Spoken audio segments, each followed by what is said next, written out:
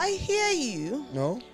Maybe it was unrealistic, but I don't think it was bad because you have to hope for the best. Fair enough. You put in the Fair work. enough. And Imagine that's you part of got loving there yourself. and imagine you got there and you took only 20 books and there were 100 students there. True. And you're like, oh my God, the books are just in the house. So Right, it's better to right. be prepared. And it's better actually to see the glass as half full This is true. than half empty. This is true.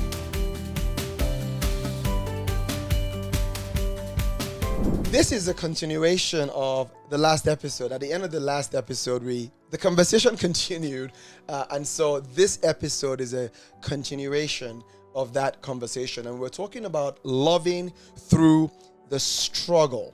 Loving yourself through the struggle, loving others through the struggle. And in the last episode, we focused on loving others through the struggle. But there's the other side to that, loving yourself through the struggle. So, sweetie, loving yourself through the struggle, what does that mean? What does that look like? That looks like not punishing yourself. Not punishing yourself. What do you mean by not punishing yourself? When you're going through things, there's a tendency to feel like if I did this differently, things would be different. And so who do you blame? You blame yourself. So there's a blame game going on there, right? Yes. And then when you blame yourself, you almost want to beat yourself up. Okay. Either with your thoughts. Some people call themselves, oh, you're so stupid. Some people are, you know what I'm saying? Yeah, so there's that. So that is a good example of not loving yourself through the struggle. Exactly. Blame, shame. I feel like shame is something people wear as a garment on themselves. Wow. Yeah, sometimes people want to shame you, but sometimes you feel ashamed for things you're going through that may not be your fault. Even if it's your fault, still not a reason to go and wear shame. Absolutely. And the fact of the matter is, when it comes to, and this links into, the, I think, second episode, where I was talking about progressing in spite of your public struggles. So it's a public struggle. Maybe, for example, you started a business and it has failed. So, hey, I thought you did that startup. What am I seeing you doing working in Tesco? Or back in a job, which is not a bad thing, but you because people know of that struggle, shame comes in, and I talk about how to overcome shame in that. But shame is something that we shouldn't allow stop us, and it stops a lot of people. That's the reason a lot of dreams are lost. I'm just reminded, I don't know why, of the quote that Miles Monroe gave, where he said, "The richest place in the world is not the gold mines or the diamond mines, is the graveyard where people died with their dreams." And I feel like a reason a lot of people die with their dreams is not getting past shame. Can I just stop you and do a mini segue? We'll come back. Yes. But you have to do an episode on how you just randomly remember quotes and just say, I remember Miles Monroe said this. Is it that quote that somebody has said, or even your Bible? I remember my Bible, but he will quote the scripture, chapter and verse. I'm like, God, are you not seeing me? Are you not seeing me? I heard the same message that he listened to, and he's like, oh, didn't you hear when Pastor Shola said this, or when this pastor said that? I'm like, okay. So please, if it's a grace, you need to explain to us how you received the grace. I will sit down and do some reflections on that reality and see if I can share some wisdom. Okay, back to what we're talking about. Yeah, exactly. So you were talking about shame, and you're talking about what loving yourself through the struggle looks like. So the blame thing, the shame thing, the guilt thing, the being kind to yourself, and I think we'll cover that later on. So that's for me. That's what it means to love yourself. I've heard something, I can't quote who said it, but I have heard something where they said, speak to yourself the way you speak to others when they're going through things. This, I love that.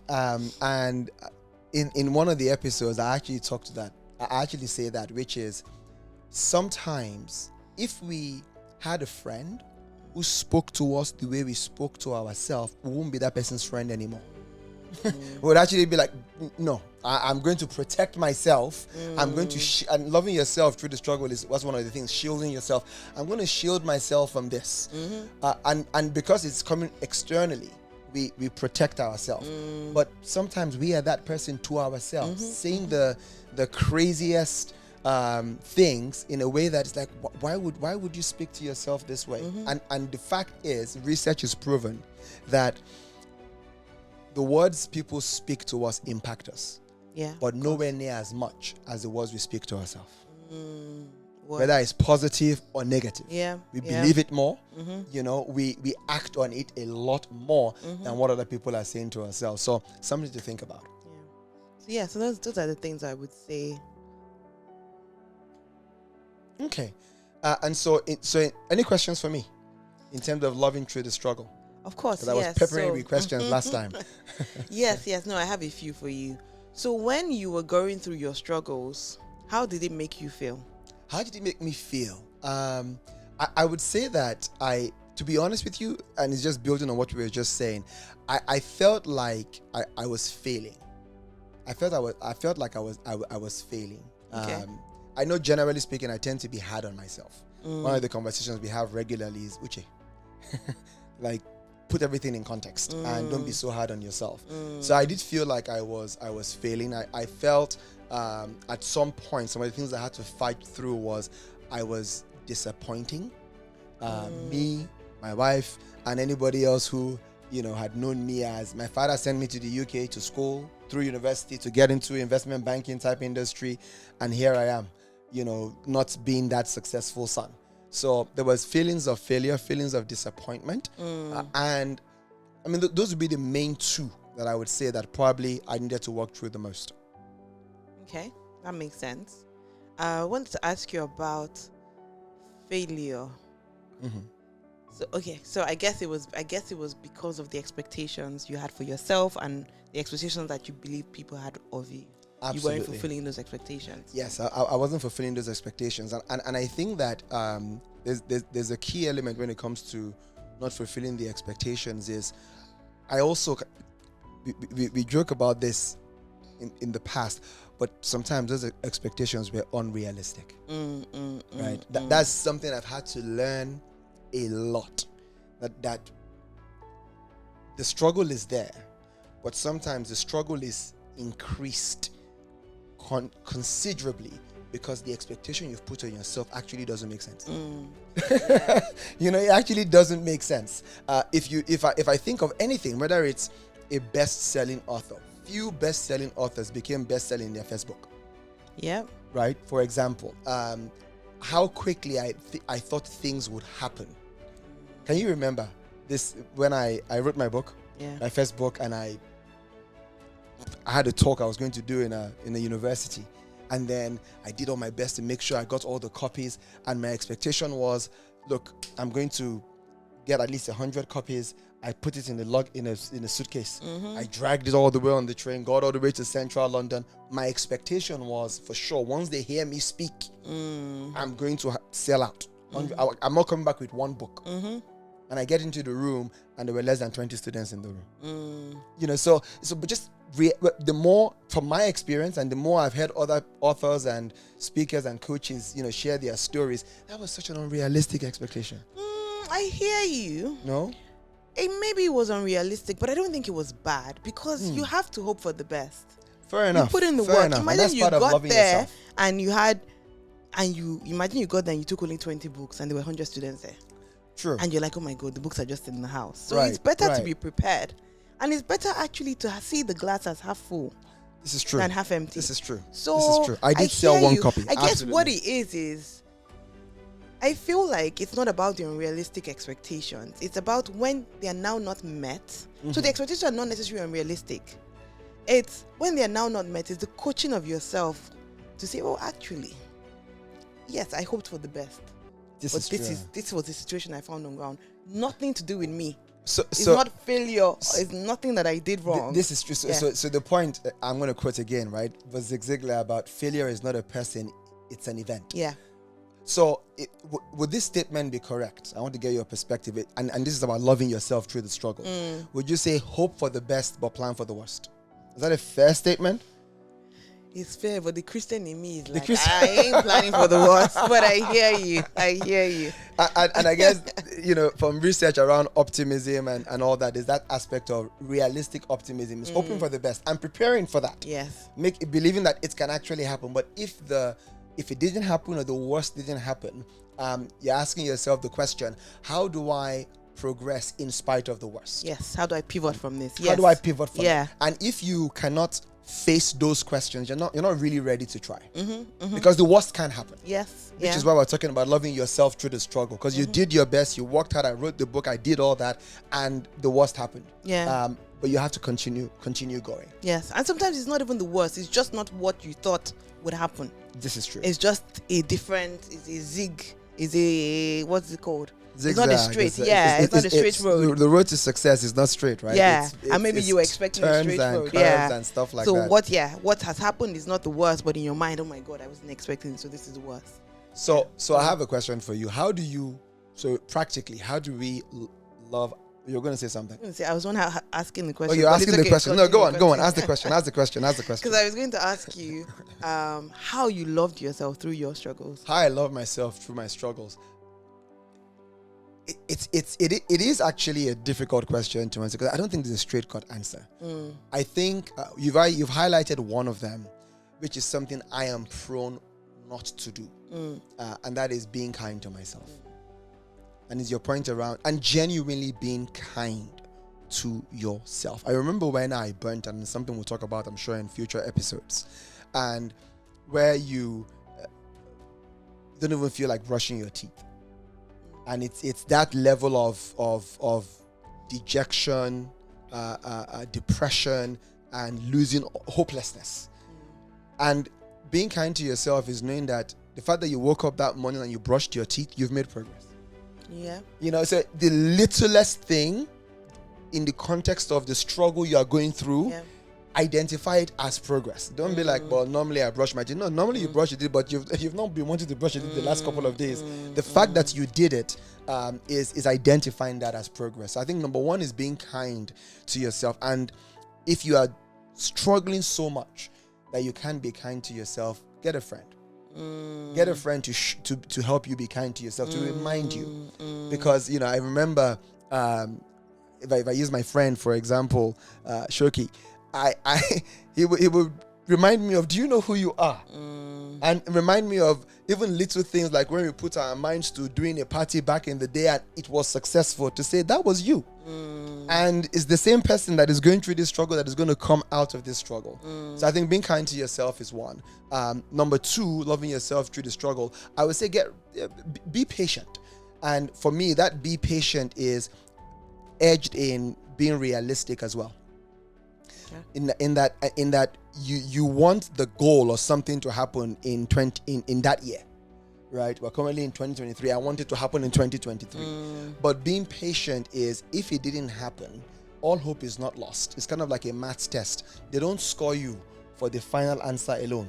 They look at all the workings through. The final answer has 2 marks. The question is a 20-mark question, all the working through.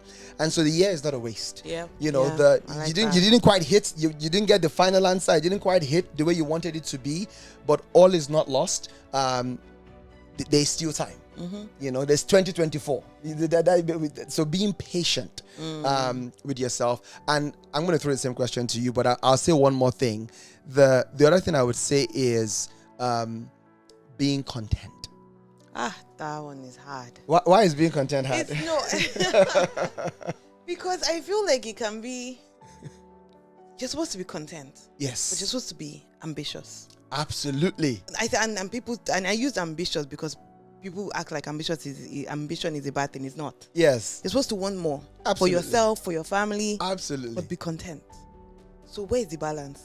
I think so. So there are different ways of looking at it in my view. There is being so there's a quote I said a long time ago. I said, be content, but do not be content with mediocrity. Okay. And for me, mediocrity I was describing as anything less than your full potential. Right? So they say the enemy of success is your last success. Right? That you did something that was great. Let's say you wrote a book that sold 1,000 copies and you're like, you can rest on that. You can say I'm being content, but perhaps that book can sell more copies and help more people, or you can write another book. You know what I mean? So there's being content, but do not be content with mediocrity. And I like how I think it's John Bevere. He says contentment is not complacency. Yes, because that's the other angle of ambition. This is like, it. I'm just content in life. This is it, I'm you know? okay. Exactly. So it says contentment is not complacency, right? And so, I mean, he's a Christian, I'm a Christian. He defines contentment as perfect satisfaction with God's will per time, right? So this is the season I'm in. I am working hard. I'm doing everything I need to do to get to the next level.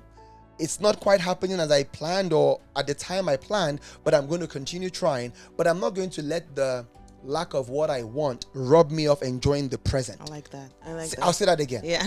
I'm not going to let the lack of what I want rob me of enjoying the present. I think that's contentment. Contentment is enjoying where you are, what you have, to the best of your ability, whilst you continue to aspire for more. I'm finding and experiencing joy in those moments. And find the joy, enjoy it. I mean, we just had a son, and you and I were talking about how we heard in one of the trainings we did that the children actually doesn't know what an expensive toy is.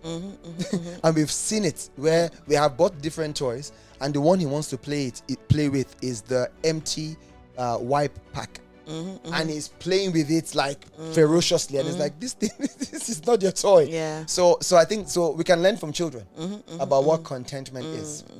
I agree. So the question I have for you is, what is a struggle that if you didn't love yourself through, you wouldn't be the woman that is sitting here today? So I've probably had a few. I know you've had a lot. A lot. I said a few. You said a lot. Okay.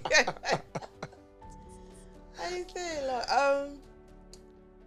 So one that I think of that takes me back to when I started my career in with KPMG as an I was studying to become a chartered accountant. Yes. And with doing that, you study and you're working, and the company is paying, and you're doing it with a group of students that the group of graduates that you start with. And so we're doing exams, and I've never failed exams ever. Well, that's you. I have a different story. Never. So I'm not going to tell my child that I got all A stars or anything, but I just never failed exams. I always did well at school. And so I'm doing my exams, and there's this thing called first time passes. So you do the exams and you pass. And so I was on first time passes, just passing all the exams, went to the professional stage. I can't remember what the second stage was. We got to the final stage, which was the advanced stage. And that was the third year, right? Yes. Yeah. Because this was, I started it my second year, but I got the results in my start of my third year. And so we did 3 exams in the advanced stage. Normally you do 2 and then 1. In my cohort, for some reason, because of the dates, they decided we were going to do all 3 exams at the same time. Yeah. And fine. There was no issue with it. I got my results on the 14th of December, 2007. You remember the day? I remember. It's amazing how you remember this. And I failed all 3 exams. All 3? All 3. Somebody who has never failed exam before. Yes. And pass mark was 50%. My scores were probably something like 49, 48, or something. It was on the cusp, just there. All 3 exams. That must be painful. So it might sound small to somebody, but for me it was painful. And I'm talking about the age, right? That was you were what, 20, I don't know, 4 or something like that. You were much younger anyway. Yeah. So even the age as well. Yeah. I was 22, I think. 22. Oh, I can't remember. Yeah. Amazing. Yeah. Anyway, early 20s. I remember tossing and turning. I couldn't sleep. What were my issues? I'd never failed before. Second issue, this thing about public failure. This is true. Because everybody knows. Everybody, because you do it as a group. It's not an exam I decided to go and take by myself. I was doing it. My company was paying for me. I was doing it with the graduates I was working with. Yes. Everybody was going to know that I failed. Wow. So that's not hiding that. I was just like, God, how did I find myself here? There was also the thought about, does it take me back? Do I still qualify same time as everyone else? Yes. So thinking about people. Yeah, the future and that everything. element of people. So that was a struggle for me. And how did you love yourself through that? Hey, did I love myself? Reality check, right? How did I before I talk about how I loved myself, I beat myself up first. And that's not loving. That's something we should not do. So it was a case of Vona, this thing. I can be very last minute. With my exams, I would study at last minute, and I'd always gone through and done well. So this one time I didn't. I was like, Vona, why didn't you start studying on time? Why did you leave it to the last minute? So there's learnings from that. Yeah. So part of loving yourself through the struggle is the assessment. And the learnings that you're going to take for the future. Yes. And in assessing, not being too hard on myself. Be objective. Being objective, that's the right word. Yeah. So I was objective. I knew that I'd left things to the last minute. And then I realized that actually it has happened. I can't take it back, but I can redo the exams. Thankfully, my company, you're allowed to fail once. And so I had the opportunity to redo the exam. So I knew that, okay, I have an opportunity for a comeback. So there's, I guess, one key element there, because it will be different for different people, but it's realizing that it's something you can do about it. Yes. You can go again. You can go again with a different strategy. And so it goes to the point that failure is really an event. Yes. That's a good point. So there's not beating yourself up, but rather assessing things objectively and seeing where potentially you erred.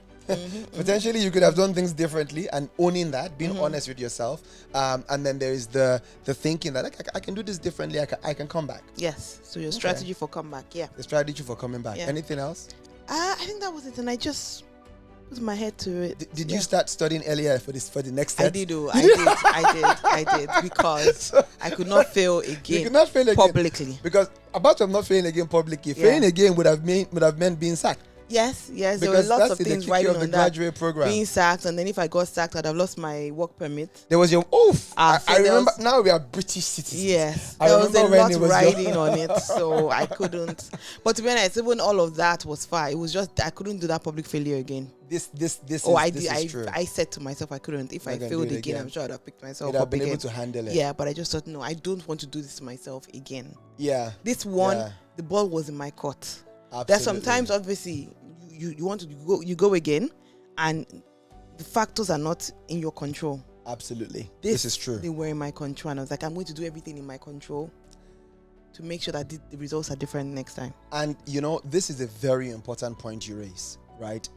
This thing about control. I think part of actually loving yourself through the struggle is understanding the difference between, as Stephen Covey put it in 7 Habits of Highly Effective People, the circle of influence and the circle of concern. That the circle of influence is what you have control over. And that's what you can focus on, and you can do your best in that. The circle of concerns are things that actually you don't have control over. And sometimes when we are not loving ourselves through the struggle, we are focusing on things that we don't have control over. Good, I like that. And when we focus on those things, it's a vicious cycle, because quite frankly, you don't have any control over it. Yeah. You know what I mean? I know somebody who is really keen to relocate, to a different country. They feel they'll get better opportunities, and they have different struggles that they are currently going through. But at the moment, they have totally focused on the circle of concern, things that are actually completely out of their control.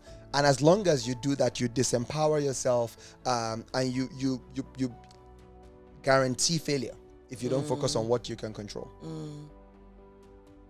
That's a very important one. So, sweetie, I'm going to say one more thing in relation to being content. With being content, I think, and I'm going to throw the same question to you, and we'll wrap it up, which is the value of the struggle. The value that when you look back, Steve Jobs says you connect the dots only by looking back. Yeah. So he says one of the best things that happened to him was being fired from Apple, a company he founded. I'm sure he didn't feel that way when he was fired. But looking back, that's what he said. And I think one of the best things for me in the struggle of losing everything and then pay cuts and all that stuff was I found my identity in the right things. Up until then, my identity was I'm an investment banker. This is what I earn. Look at my wife. All these beautiful things. But when I was at that low point, I had to find my identity and confidence in things other than titles, targets, and things like money. Yeah. Or expensive things. I found my value in the fact that actually my wife, my family, my friends love me whether I fail or succeed. Yeah, so important. You know, I found my value in the fact that actually I've been through some tough times in my life and I came back. So I looked at my past and said, actually, I've always come back. So this struggle is not going to be it's not going to be the better of me. I'm going to come back stronger. I don't know how long it's going to be, but I'm going to come back stronger. I found my value in my natural gifts that I can continue to hone, and the fact that I had a vision for my life. I found my value in, you know, being a child of God, that Jesus died for me, and if that's the price on my life, the life of Jesus Christ for me, I'm very valuable. Yep. You're gonna say, I'm kind of a big deal. I'm kind of a big deal. Yeah. I'm a big deal. So I think for me, those were some really important lessons that helped me be content. And when I stand tall now, there's a lot of the trappings that I put my identity in before in my life now. But if those things are not there, makes no difference to me. It makes no difference to me. Yeah. I'm confident and strong in who I am and I think that's been one of my greatest secrets for success, and not burning out again, because we'll talk about burnout in a different episode. So what about you? What was the value from this struggle that you loved yourself through? What was the value? So the value was, I guess, the learning of this last minute thing that I do. I'm not saying that I've stopped doing it, but realizing that it doesn't always work. Yeah. Doesn't always work, and I have to remind myself, even like you have a report to deliver, and you leave it to last minute. Like, what if, God forbid, at the last minute you fall really ill? This is true. What if your laptop crashes? I know we're no longer in Nigeria where power can cut and you can't charge your phone or whatever, but still reminding myself that things can be out of your control. Yes, that last minute thing doesn't really pay. In terms of value, when you were talking about value, I'm talking about the fact that those things, those crutches that you had, you no longer rely on, because you know that you as a person you're a valuable person. And I'm enough. Yes. Reminded me of that analogy that people use of a £50 note. Regardless of what it's gone through, it's still £50. Yeah, that illustration is powerful. And we literally saw somebody do it, didn't we? Yeah. You know, take it, you know, crush it, spit on it, step on it, and say the value is still the same. Yep. And I think that's a beautiful place to end. That no matter what you are going through, no matter the struggle, you are still valuable, and that value can still be a gift to the world. Yeah. Thank you, my love. We're going to do this a lot more. Really? For sure. Yeah, you have to pay me. Yes, we have a joint account system, so my money is your money. So thank you very much for listening. I want to encourage you, please share this, like it, comment on it, ask questions, and pay it forward. If this has been useful to you, share it with a friend, share it with a family member, even your enemy. Until next time, stay blessed.